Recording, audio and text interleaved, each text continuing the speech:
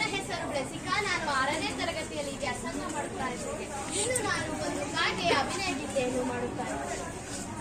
ಕಾಗೆಯೊಂದು ಹಾರಿ ಬಂದು ಮರದ ಮೇಲೆ ಕುಳಿತುಕೊಂಡು, ಕಾಗೆಯೊಂದು ಹಾರಿ ಬಂದು ಮರದ ಮೇಲೆ ಕುಳಿತುಕೊಂಡು ಬಾಯಿದ್ದ ಮಾಂಸವನ್ನು ತಿನ್ನತೊಡಗಿತು. ಬಾಯಿದ್ದ ಮಾಂಸವನ್ನು ತಿನ್ನತೊಡಗಿತು.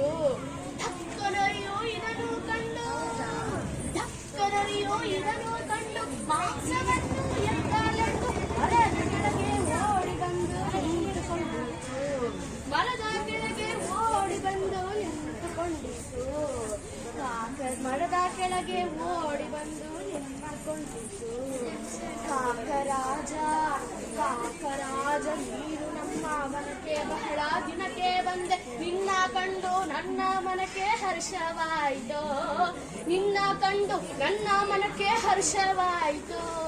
ನಿನ್ನ ಗರಿಗಳೆಷ್ಟು ಚಂದ, ನಿನ್ನ ಬಣ್ಣವೆಷ್ಟು ಅಂದ. ನಿನ್ನ ಗರಿಗಳೆಷ್ಟು ಚಂದ, ನಿನ್ನ ಬಣ್ಣವೆಷ್ಟು ಅಂದ. ನಿನ್ನ ರಾಗವನ್ನು ಕೇಳಿ ಜನರು ಕುಣಿವರು. ಕಾಕರಾಜ, ನೀನು ಈಗ ಹಾಡಲೆಂದು ಹಾಡಬೇಕ, ಹಾಡೋ. ಕಾಕರಾಜ, ನೀನು ಈಗ ಹಾಡಲೆಂದು ಹಾಡಬೇಕ. ವನದೊಳಿದ್ದ ಪಶುಗಳೆಲ್ಲ ಕೇಳಿ ಕುಣಿಯಲಿ. ವನದೊಳಿದ್ದ ಪಶುಗಳೆಲ್ಲ ಕೇಳಿ ಕುಣಿಯಲಿ. ಮರುಳಾಕಾಗೆ ನರಿಯ ನುಡಿಗೆ ಮರುಳುಗೊಂಡು ಹರ್ಷದಿಂದ. ಮರುಳಾಕಾಗೆ ನರಿಯ ನುಡಿಗೆ ಮರುಳುಗೊಂಡು ಹರ್ಷದಿಂದ ಕಾವ್ ಕಾವ್ ಎಂದು ದೊಡ್ಡ ದನಿಯ ತೆಗೆಯಿತು. ಕಾವ್ ಕಾವ್ ಎಂದು ದೊಡ್ಡ ದನಿಯ ತೆಗೆಯಿತು.